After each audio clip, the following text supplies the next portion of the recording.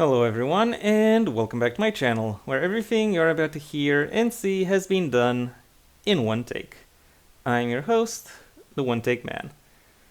Happy 420 to all those who celebrate, and because it is 420, I thought I would take a look at something topical. And for this reason, I am at I have found the Wikipedia article on the word marijuana. Admittedly, there is also a little bit of background info because as of the time of this video's production, which is around mid-March, Germany, where I live, is currently on its track to legalize marijuana, or maybe not fully, but at least partly. So there is there are some interesting developments going in going in that direction. And because of that, I thought I would and because of that, or also because of that, I thought I would read out read out the article Wikipedia has on marijuana, or more precisely on the word marijuana, because there is actually an article for the plant itself. As you can see here, I have actually clicked on it. However, that article is more, is more for the botanists out there, as in it includes stuff about like life cycle, natural distribution, various other properties, etc. But if we're talking about the culture that developed around, around the actual consumption. I think this article is a better reference. I guess because I haven't actually gone through all of it. I do have to say I do really like the picture here that's used. Let's click on it. See, sin, degradation, vice, insanity, debauchery, a vicious racket with its arms. Wrong, it's around your children. The truth about marijuana, the smoke of hell. Why does this make marijuana sound cool as fuck? Like, seriously. Anyway, enough diddle-dallying, let's get into the article itself. Marijuana, or marijuana, is a name for the cannabis plant, and more specifically, a drug preparation from it. Cannabis drug. Maybe I'll click on that after I'm done here. Marijuana as a term varies in usage, definition, and legal application around the world, because of course it does. Some jurisdictions define marijuana as the whole cannabis plant or any part of it, while others refer to marijuana as a portion of the cannabis plant that contains high levels of tetrahydrocannabinol, okay, or THC. Now I know what that stands for. Some jurisdictions recognize marijuana as a distinctive strain of cannabis, the other being hemp. For legal research and statistical reference, marijuana generally refers to only the dried leaves and flowering tops, herbal cannabis, with byproducts such as hashish or hash oil being uniquely defined and regulated. The form marijuana is first attested in Mexican Spanish. It then spread to other varieties of Spanish and to English, French, and other languages. Funnily enough, the word marijuana only has Wikipedia articles in 4 languages, and those are English, of course, German, and then Espanol is perhaps not surprising. But how did Boorish and Kurdish, get in this action, and not, for example, I don't know, French, which is also a quite well stocked Wikipedia? I really don't know. Anyway. Moving ahead, etymology. The term, originally spelled variously as marijuana or marihuana, originated in Mexican Spanish. According to the Oxford English Dictionary, the term may come from the Nahuatl maliwan, meaning prisoner. Not exactly sure how. Is it belonging to the prisoner? As a derivation? Author Martin Booth notes that this etymology was popularized by Harry J. Anslinger in the 30s during his campaign against the drug. Let's be honest, he didn't campaign against the drug. He campaigned against the proliferation of cannabis because he thought because he thought the proliferation of hemp was going against was working against his business interests. However, linguist Jason D. Hughes finds no semantic basis for a connection to marijuana, suggesting that the phonetic similarity may be a case of accidental homophony. Cannabis is not known to have been present in the Americas before Spanish contact. Then where did it originate from? Making an indigenous word an unlikely source. Well, actually, I have this sort of article right here where I can check if I want to. Anyway, moving ahead. Other suggestions trace the possible origins of the root to the Chinese marenhua. I have no clue if I pronounced that correctly. Hemp seed flower. Possibly itself originating as a loan from an earlier Semitic root, merge, or hemp. The Semitic root is also found in the Spanish word mejorana and in English marjoram, which could be related to the word marijuana. This is also known in Mexico as Chinese oregano. Okay. Marjoram synonymous with oregano. Never mind. Additionally, traditional association with the personal name Maria Juana, Mary Jane, is probably a folk etymology. The original Mexican Spanish used forms with the letter H, marijuana, and is famously used in the Mexican Revolutionary era, 1910-1920, with a version of the lyrics of La Cucaracha. As an aside, it's somewhat funny that that Mexican revolutionaries would use La Cucaracha, the cockroach, as a representation for themselves. I do think that bugs or insects in general are unnecessarily maligned, but still this level of self-identification with one surprises me. Forms using the letter H or J, marijuana, seem to be an innovation of English, and their later appearance in French and Spanish are probably due to English influence. How would that actually be in French? Marijuana? Chris S. Duval, an associate professor of geography at the University of New Mexico, provided a different theory of the word's etymology in 2015 on the website The Conversation. The origin of the word marijuana foreshadowed its current use. Historically, the earliest and most numerous groups of users in the Americas were slaves from Western Central Africa, modern Gabon to Angola. Their words for cannabis are now used in nearly all the places they involuntarily ended up during the 1700s and 1800s. So, wait a second, was cannabis? Yeah, I think obviously Europeans would have brought cannabis over to them if Nahuatl speakers had no clue about it, but that it would have come from Central or West Africa is a little bit surprising. Why would the Europeans want to bring that to the New World? Anyway, which includes West Africa, the Caribbean, and South America. Most notably in Central America, the Kimbundu or Angolan word mariamba became the Spanish word marijuana. Not exactly sure how that transformation occurs, but fine. The word marijuana, as we know it today, did not appear until 1846 in the Pharmacopoeia Mexicana. Gee, I wonder why. Although it was spelled marijuana. In most following instances, the word was spelled marijuana. In Chilean Spanish, marihuanza is the dance of a shaman in an altered state of consciousness. Chile always has to do its own, crazy thing.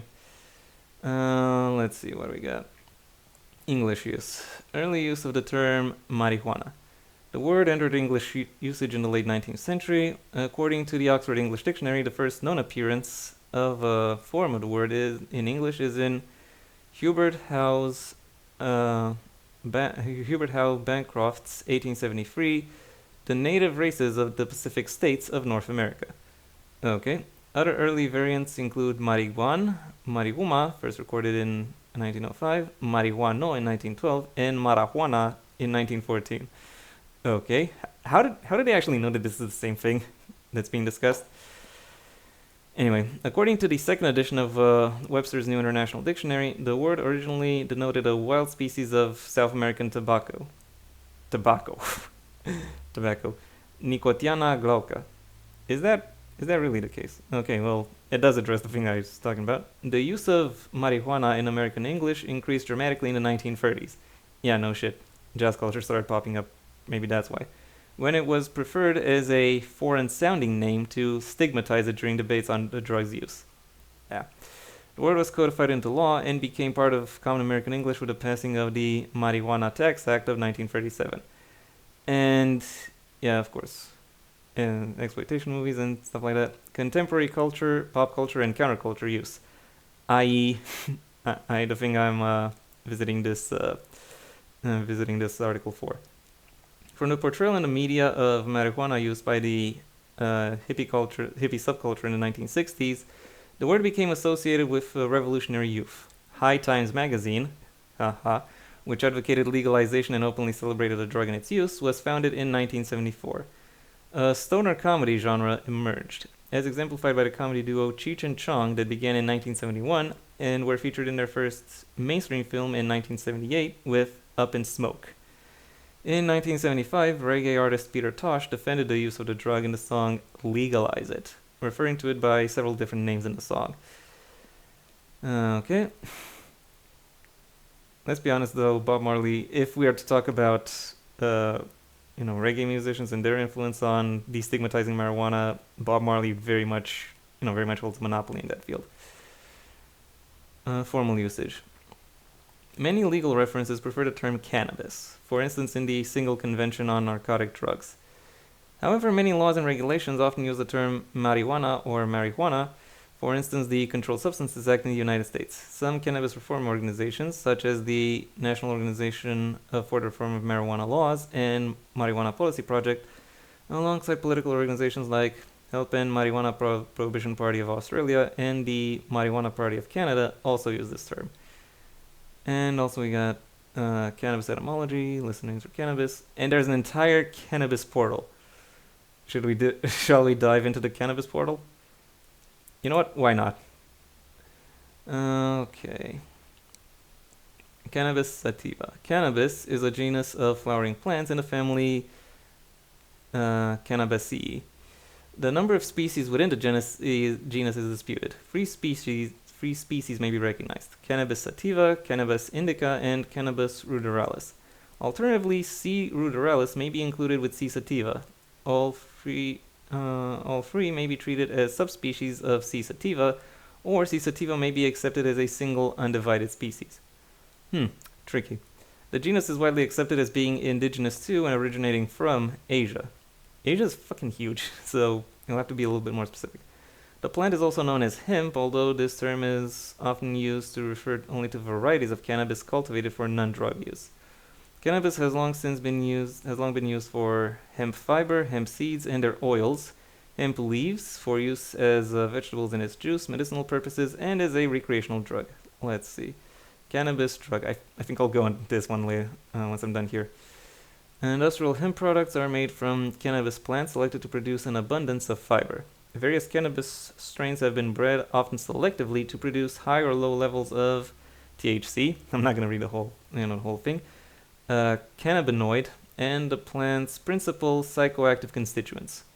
Compounds such as hashish or hash oil are extracted from the plant. I'm not going to go to the full article because, as I said, it's pretty much dry descriptions of biology. So let's go for the cannabis drug. The source plant is this. The parts of the plant are its flower and its fruit. It's from Central or South Asia, so I guess they haven't really pinned it down, though they have narrowed it down. Active ingredients: THC, cannabidiol, cannabinol, and another THC. Main producers: these places. Unsurprisingly, the Netherlands is among them. Somewhat surprisingly, Afghanistan is among them. I thought they would be, for some reason I thought they'd be more active in like poppy seeds. Legal status. In Australia, it's a controlled drug. In Brazil, it's a controlled plant. It's unscheduled in Canada. And in Germany, medical cannabis from state-controlled production is allowed. But other forms are, for now at least, banned. that could change in uh, the upcoming future. New Zealand, it's a as a it's a constant. The concentrate is a class B. The plant is a class C. Not exactly sure what the difference is. In the UK, it's a class B. In the US, it's legal for medical and recreational use in most states. It is Schedule 1 at federal level, so I think it's federally banned. According to UN regulations, it's part of Narcotic Schedule 1. I think that means it's bad, right? It's an international treaty that controls activities of specific narcotic drugs and lays down a system of regulations for their medical and scientific use. It also established the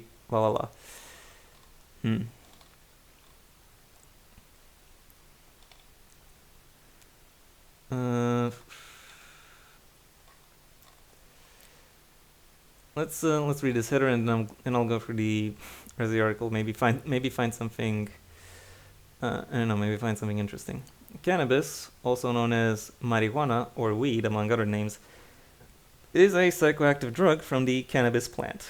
Native to Central or South Asia, the cannabis plant has been used as a drug for both recreational and entheogenic purposes and in various traditional medicines for centuries.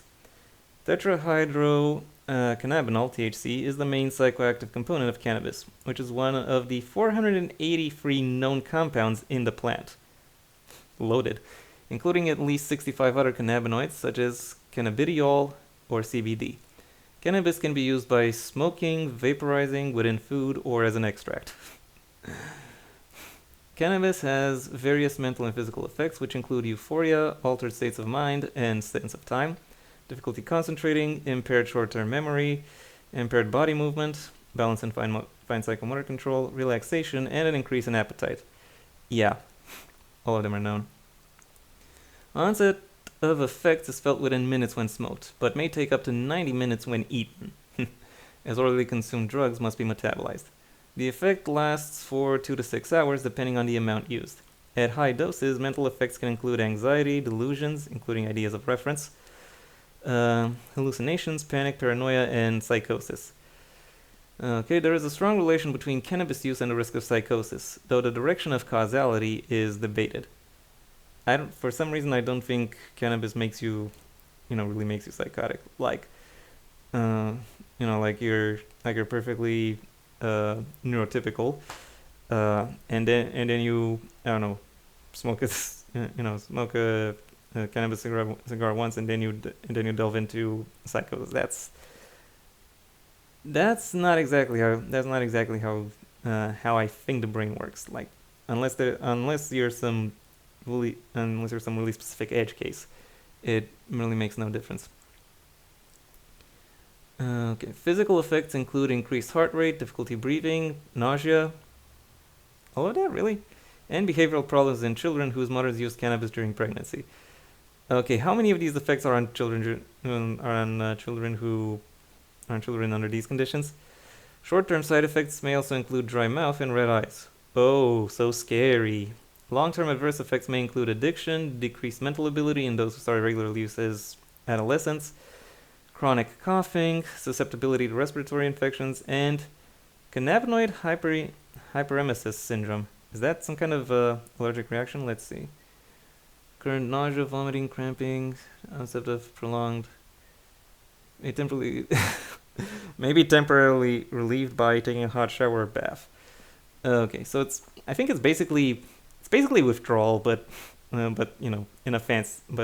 with fancy words attached to it. Cannabis is mostly used recreationally or as a medicinal drug, although it may be used for spiritual purposes. In 2013, between 128 and 232 million people used cannabis, 2.7 to 4.9% of the global population between the ages of 15 and 65. It is the most conventionally used, largely illegal drug in the world, with the highest use among adults in Zambia, the United States, Canada, and Nigeria. Are we talking per capita or in absolute numbers? Because if we're talking absolute numbers, then the US, I think, would really top that list. Since the 1970s, the potency of illicit cannabis has increased, with THC levels rising and CBD levels dropping. Okay. Cannabis plants have been grown since at least the 3rd millennium BCE. Oh, okay. And there is evidence of it being smoked for its psychoactive effects around 500 BCE in the Pamir Mountains in Central Asia. Since the 14th century, cannabis has been subject to legal restrictions, but only then. Before then, nobody cared. The possession, use, and cultivation of cannabis has been illegal in most countries since the 20th century. In 2013, Uruguay became the first country to legalize recreational use of cannabis. Other countries to do so are Canada, Georgia, Germany, not yet, Luxembourg, Malta, Mexico, South Africa, and Thailand. In the US, the recreational use of cannabis is legalized in 24 states, 3 territories, and the District of Columbia, though the drug remains federally illegal. In Australia, it is legalized only in the Australian Capital Territory. Ain't that funny? There's a whole article on medical cannabis, but let's see. And also on spiritual or entheogenic use of cannabis. Let's see, recreational. According to DEA Chief Administrative Law Judge Francis Young, is Francis the current administrative law judge or a former one? Anyway, cannabis is one of the safest therapeutically active substances known to man. Being under the effects of cannabis is usually referred to as being high, and for some reason this necessitated a citation. Cannabis consumption has both psychoactive and physiological effects. The high experience can vary widely, based among other things on the user's prior experience with cannabis and the type of cannabis consumed. When smoking cannabis, a euphoriant effect can occur within minutes of smoking. Aside from a subjective change in perception and mood, the most common short-term physical and neurological effects include increased heart rate, increased appetite, impairment of short-term and working memory, and psychomotor coordination. Additional desired effects from consuming cannabis include relaxation, a general alteration of conscious perception, I think that's the point, increased awareness of sensation, increased libido, and distortions in the perception of time and space. At higher doses, effects can include altered body image, auditory and/or visual illusions, pseudo-hallucinations, and ataxia from selective impairment of polysynaptic reflexes. Okay, that's a lot of words that are kind of going over my head, and also citation needed. In some cases, cannabis can lead to dissociative states such as depersonalization and derealization. Yeah. Derealization is an alteration of the perception of the external world, causing those with the condition to perceive it as unreal, distant, distorted, or falsified. I kind of fall into that on my own. Bringing cannabis into it might not be good for me. Anyway, consumption, there are modes, by country, adverse effects, fatality. Oh, there is no clear evidence for a link between cannabis use and deaths from cardiovascular disease, but a 2019 review noted that it may be an underreported contributory factor or direct cause in cases of sudden death. Doubtful, due to the strain it can place on the cardiovascular system. Some deaths have been attributed to cannabinoid hyperemesis syndrome. There is an association between cannabis use and suicide, particularly in younger users. Correlation does not equal causation here, fellas. A 16-month survey of Oregon and Alaska emergency departments found a report of the death of an adult who had been admitted for acute cannabis toxicity. Long-term effects, psychological, neuroimaging, dependence. About 9% of those who experience marijuana eventually become dependent, according to DSM-4. We're at DSM-5 now. Is this really?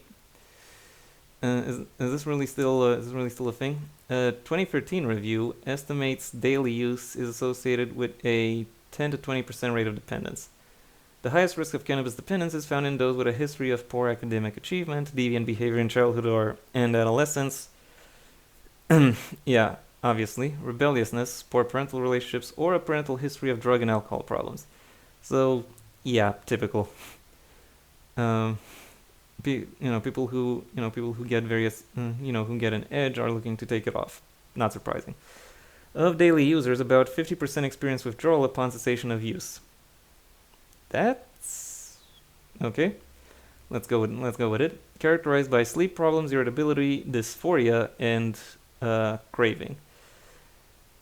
I do have to wonder how these, terms are defined, and to what extent, and the extent, the magnitude with which they actually manifest. Cannabis withdrawal is less severe than withdrawal from alcohol. Thank you. According to DSM-5, good, we're getting there. 9% of those who are exposed to cannabis develop cannabis use disorder. What? Compared to 20% for cocaine, 23% for alcohol, and 68% for nicotine. Oh, so you mean addiction. Cannabis use disorder in the DSM-5 involves a combination of the DSM-4 criteria for cannabis abuse and dependence, plus the addition of craving, without a criterion related to legal troubles. Okay. Psychiatric, physical, emergency department visits. Well, let's check this out. Emergency room admissions associated with cannabis use rose significantly from 2012 to 2016. Adolescents from age 12 to 17 had the highest risk. Yeah, no kidding. Those people have the highest risks for virtually everything, or rather, virtually everything that is to do with being reckless. At one Colorado medical center following legalization, approximately 2% of ER admissions were classified as cannabis users. The symptoms of 1/4 of these users were partially attributed to cannabis. A total of 2,567 out of 449,031 patients. Other drugs were sometimes involved. Yeah, don't mix and match. Of these cannabis admissions, 1/4 were for acute psychiatric effects, primarily suicidal ideation. Does smoking weed make you want to kill yourself, really? Depression and anxiety. An additional third of the cases were for gastrointestinal issues, including cannabinoid. Yeah, that. Okay, let's go with that. But you can have an upset stomach by with other when other substances classified as as drugs as well. I do kind of get that from alcohol is somewhat infamous for that, and I have experienced that on a few occasions that I do not wish to clarify. According to the United States Department of Health and Human Services, there were 455,000 emergency room visits associated with cannabis use in 2011. If associated with cannabis use means someone was, off their gourd and did something stupid which caused them to land in the emergency room, well then that's not on the plant. That's on the person who did that stupid thing. You might as well say, alcohol causes people to, I don't know, break bones, their own or those of others. These statistics include visits in which the patient was treated for a condition induced by or related to recent cannabis use. The drug use must be implicated in the emergency department visit. Implicated being, implicated being quoted means means something specific. Not exactly sure what, but does not need to be the direct cause of the visit. So, as I said, most of the illicit drug emergency room visits involve multiple drugs. Don't mix and match. That's how you. You do not get good results from that. In 129,000 cases, cannabis was the only implicated drug. Reproductive health, I'm not touching on that. Pharmacology, pharmacokinetics. The high lipid solubility of cannabinoids result in their persisting in the body for long periods of time. Even after a single administration of THC, detectable levels of THC can be found in the body for weeks or longer, depending on the amount administered and the sensitivity of the assessment method. Investigators have suggested that this is an important factor in marijuana's effects, perhaps because cannabinoids may accumulate in the body, particularly in the lipid membranes or neurons. Okay, so if you've packed on a few pounds, you're likely to stay high for longer, which is kind of the opposite way alcohol works, if I think about it. Chemistry, detection, varieties and strains. Not going into that. Various preparations. Okay. Let's see what makes marijuana special. Dried flowers and fruits and subtending leaves and stems of the female cannabis plant. The most widely consumed form contains between 3 to 20% THC. Reports of up to 33%. Yeah, but 33% is like a statistical outlier. The average is somewhere between 3 and 20. This is the stock material from which all other preparations are derived. Although herbal cannabis and industrial hemp derive from the same species and contain the same psychoactive component, there are distinct strains with unique biochemical compositions and uses. Hemp has lower concentrations of THC and higher concentrations of CBD, which gives lesser psychoactive effects. Okay. What's left? Keef, I don't know. Oh, powder. Hashish is concentrated resin, cake, or ball produced from pressed keef. Okay. Tincture, yeah. Extracts, hash oil, infusions. History. Present day map of Shirzan Cemetery, site of the earliest evidence of cannabis smoking. So it's in China, close to the Tajikistan border. Noted. What's with the other red dots on this map, though? Anyway, we got its modern history, cultural legality and economics. Okay, let's see, where is it legal? Legal status of cannabis possession for non-legal use. It's legal in Germany? Okay, that's interesting. Illegal but decriminalized, illegal but often unenforced, and illegal. And yeah, no surprise. No surprise, there are lots of places where it's still illegal for various reasons. Legal status by country.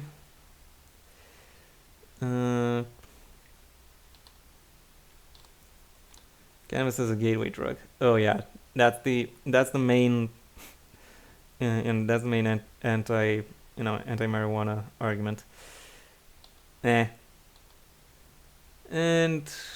yeah, that's about it. So this was a pretty involved process, all things considered. Thank you for still I hope you stuck around, and if you did, then I thank you for your attention. If you enjoyed this video, well then please like it. Maybe even share it wherever you think other people will also like it. If there is anything you'd like to add, either to my responses or to the material that you've seen, that's what the comment section is for. And if you want to see when my next video gets released, well then please subscribe, and ideally also ring the bell or do whatever else YouTube will ask of you in order to keep you notified. I also have a main channel where I talk about book-related and literature topics, a link to which you can find in the description down below, right past my social media links, which I also suggest you check out should you choose to. Additionally, you have the option of supporting me on Patreon, where depending on the level at which you pledge, you will receive various perks, the specifics of which I want you to find out for your own, should you choose to do so. And yeah, that's been it from me. So until next time, I have been the One Take Man.